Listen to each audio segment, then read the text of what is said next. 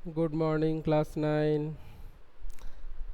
हम लोग पिछली कक्षा में रीढ़ की हड्डी पाठ को पढ़ रहे थे और हम लोगों ने पढ़ा कि बाबू गोपाल प्रसाद और बाबू रामस्वरूप दोनों बातें कर रहे हैं कि लड़की का ज़्यादा पढ़ा लिखा होना आवश्यक नहीं है।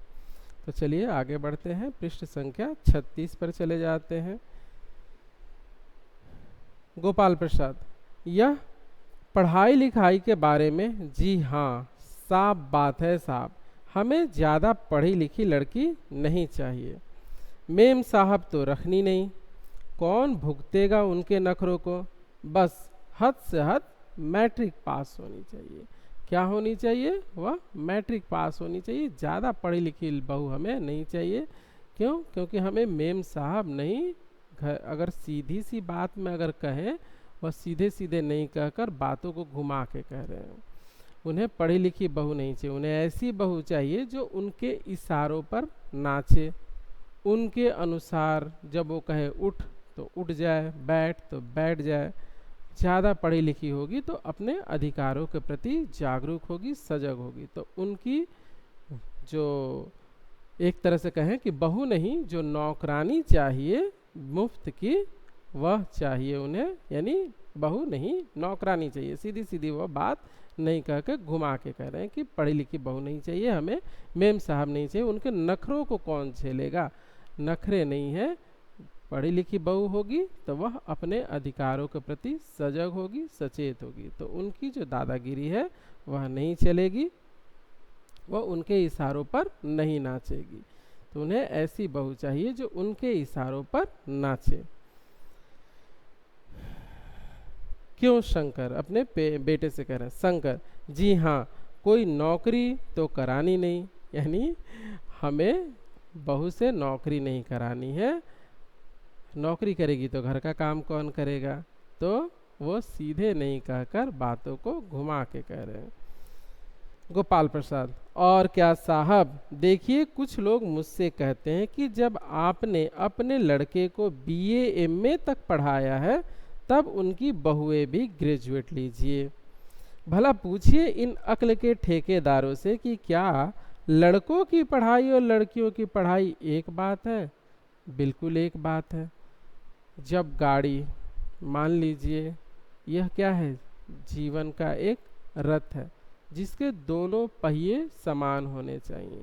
अब एक पहिया बहुत बड़ा होगा और एक पहिया छोटा सा होगा तो जीवन की गाड़ी कैसे चलेगी? तो दोनों का ही पढ़ा लिखा होना आवश्यक है, क्योंकि कहा जाता है माँ ही बच्चों में संस्कार का सृजन करती है, वही बच्चों को संस्कार सिखाती है, वह उन्हें एक सभ्य नागरिक बनाती है। तो अगर माँ ही पढ़ी लिखी नहीं होगी तो वह बच्चों को एक सभ्य नागरिक कैसे बनाएगी? तो माँ का पढ़ा लिखा होना बहुत आवश्यक है। जितनी ज़्यादा पढ़ी लिखी हो उतना अच्छा है। तो ये कह रहे हैं कि हमें तो नौकरी नहीं करानी है। क्या केवल नौकरी कराने के लिए ही पढ़ा लिखा होना जरूरी है? नहीं, बच्चों को एक सही नागरिक बनाने के लिए, एक अच्छा इंसान बनाने के लिए लड़की का पढ़ा लिखा होना बहुत आवश्यक है। तो लड़के और लड़कियों की पढ़ाई बराबर होनी चाहिए, दोनों ही उच्च शिक्षित होने चाहिए। अरे मर्दों का काम तो है पढ़ना और काबिल होना, मगर अगर औरतें भी वही करने लगी, अंग्रेजी अखबार पढ़ने लगी और पॉलिटिक्स वगैरह पर बहस करने लगी, तब तो हो चुकी गृहस्थी। जनाब, मोर के पंख होते हैं मोरनी के नहीं, शेर के बाल होते हैं शेरनी के नहीं।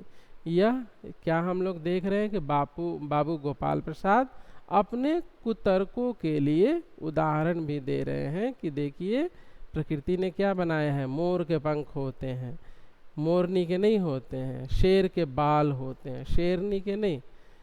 तो यह अपने कुतर्कों को इन उदाहरणों से छुपाना चाहते हैं, लेकिन प्रकृति ने दोनों को ही समान बनाया है, किसी को अधिक और किसी को निम्न नहीं बनाया है। दोनों का ही विशेष स्थान है, दोनों के बिना सृष्टि नहीं चलती। तो ये कह रहे हैं कि क्या उस वो अंग्रेजी अखबार पढ़वाना है उससे, क्या उससे पॉलिटिक्स करवाना है, नहीं, तो उसका लड़कियों का पढ़ा लिखा होना जरूरी नहीं है, ऐसा गोपाल प्रसाद कह रहे हैं। इससे उनकी जो ओछी मानसिकता है वह हमें पता चल रही है। राम स्वरूप जी हाँ, और मर्द के दाढ़ी होती है औरत के नहीं। अब इसमें थोड़ी सी वो हंसी का, हास्य का यहाँ पर पुट देखिए। राम स्वरूप भी उसमें क्या कह रहे हैं कि जी हाँ, मर्द की दाढ़ी होती है औरत की नहीं। हंस रहे हैं। शंकर भी हंसता है, मगर गोपाल प्रसाद गंभीर हो जाते हैं, उन्हें हंसी नहीं आती। गोपाल प्रसाद हाँ हाँ, वह भी सही है। कहने का मतलब यह है कि कुछ बातें दुनिया में ऐसी हैं जो सिर्फ मर्दों के लिए हैं, और ऊंची तालीम भी ऐसी ही चीज़ों में से एक है, यानी जो उच्च शिक्षा है वह भी केवल मर्दों के लिए है, औरतों के लिए नहीं है। यह गोपाल प्रसाद कहना चाह रहे हैं, लेकिन ऐसी बात नहीं है। उच्च तालीम पर किसी का विशेषाधिकार नहीं है। औरत और मर्द दोनों का ही समान अधिकार है कि वह उच्च तालीम, उच्च शिक्षा प्राप्त कर सके। राम स्वरूप शंकर को चाय और लीजिए। शंकर धन्यवाद, पी चुका। राम स्वरूप गोपाल प्रसाद से, आप? गोपाल प्रसाद बस साहब, अब तो ख़त्म ही कीजिए, यानी अब ये सब जो बातें हो रही हैं अर्थात जो आप दिखा रहे हैं वो सब बंद कीजिए। राम स्वरूप आपने तो कुछ खाया ही नहीं, चाय के साथ टोस्ट नहीं है। टोस्ट नहीं थे, क्या बताएं, वह मक्खन।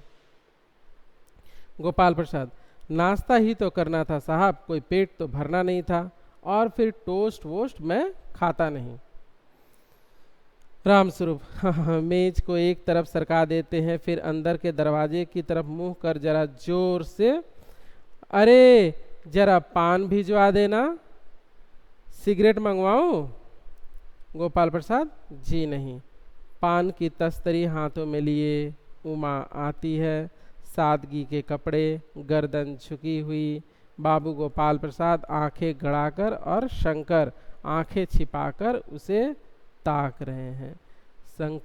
शंकर क्यों आंखें छिपा के ताक रहा है वह हमें कुछ देर पश्चात पता चल जाएगा। राम स्वरूप हाँ यही है। आपकी लड़की है, लाओ बेटी पान मुझे दो। उमा पान की तश्तरी अपने पिता को दे देती है। उस समय उसका चेहरा ऊपर को उड़ जाता है और नाक पर रखा हुआ सोने के रिम वाला चश्मा दिखता है। बाप बेटे चौंक उठते हैं, ये क्या? राम स्वरूप, गोपाल प्रसाद और शंकर एक साथ, चश्मा? राम स्वरूप जरा शक पकाकर, जी वह पिछले महीने इसके आंखें दुखनी आ गई थी, यानी इसकी आंखों में थोड़ी समस्या आ गई थी, सो कुछ दिनों के लिए चश्मा लगाना पड़ रहा है। डॉक्टर ने कुछ दिनों के लिए चश्मा लगाने के लिए कहा है, वह बातों को छुपा रहे हैं।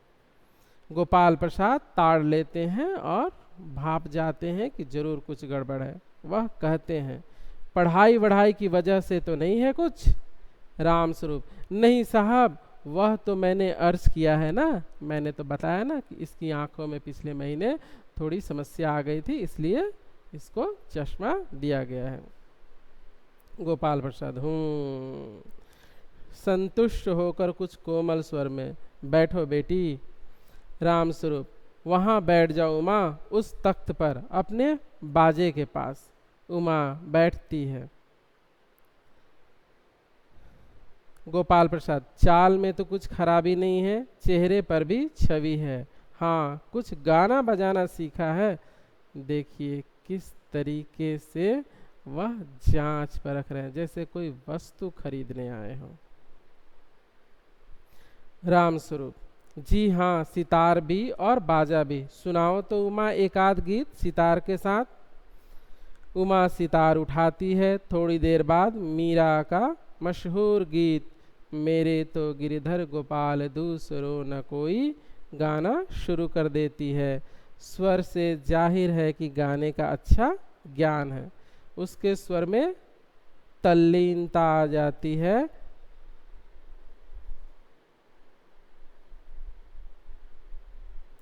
उसके स्वर में तल्लीनता आ जाती है,